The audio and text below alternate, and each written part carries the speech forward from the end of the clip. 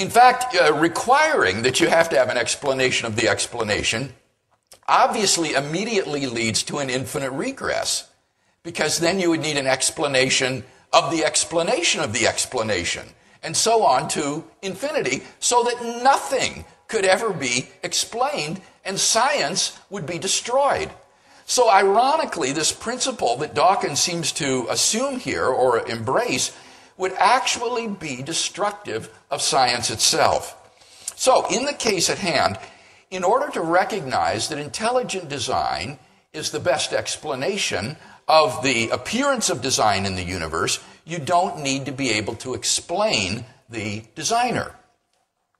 Second point, however, Dawkins thinks that in the case of a divine designer of the universe, the designer is just as complex as the thing to be explained, so that no advance in explanation is made.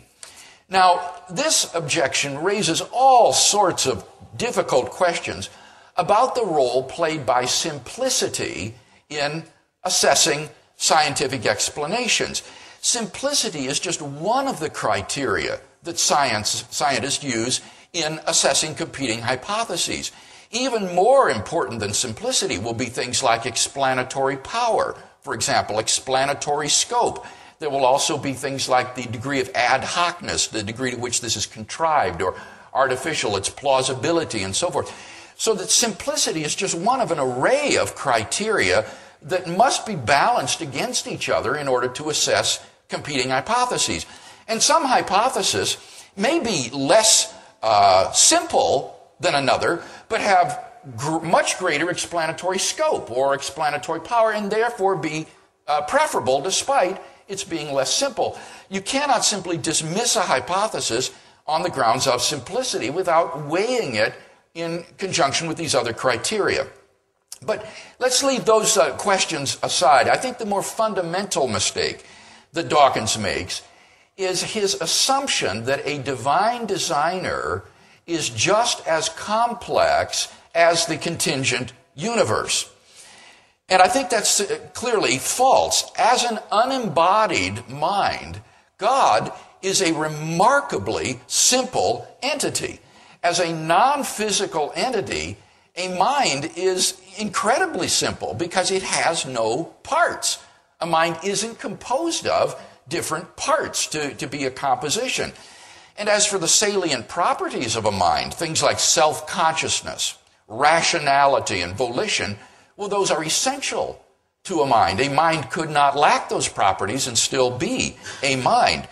So in contrast to the contingent and variegated universe with all its different properties and constants and quantities and inexplicable appearances of design, a divine mind is startlingly simple. Certainly, such a mind may have complex ideas. That's true. This mind might be contemplating the infinitesimal calculus, which is a very complex idea. But the mind itself is a very simple entity, being an immaterial entity not composed of parts. Dawkins has, I think, evidently confused a mind's ideas, which may be very complex, with a mind itself, which is really an incredibly simple entity. And therefore postulating a divine mind behind the variegated and contingent universe most certainly does represent a considerable advance in the simplicity of one's explanation for whatever that might be worth. Now, other steps in Dawkins' argument, I think, are also problematic, and I'll be addressing those further this afternoon. But I think that enough has been said at this point to show that this argument does nothing to undermine a design inference based upon the universe's complexity, and it certainly doesn't serve as any sort of justification for atheism. It does nothing to prove that God does not exist. And therefore, it does seem to me that at the very center of Dawkins' book, there is a void. The book really collapses into this void that is taken by this clearly fallacious and invalid argument.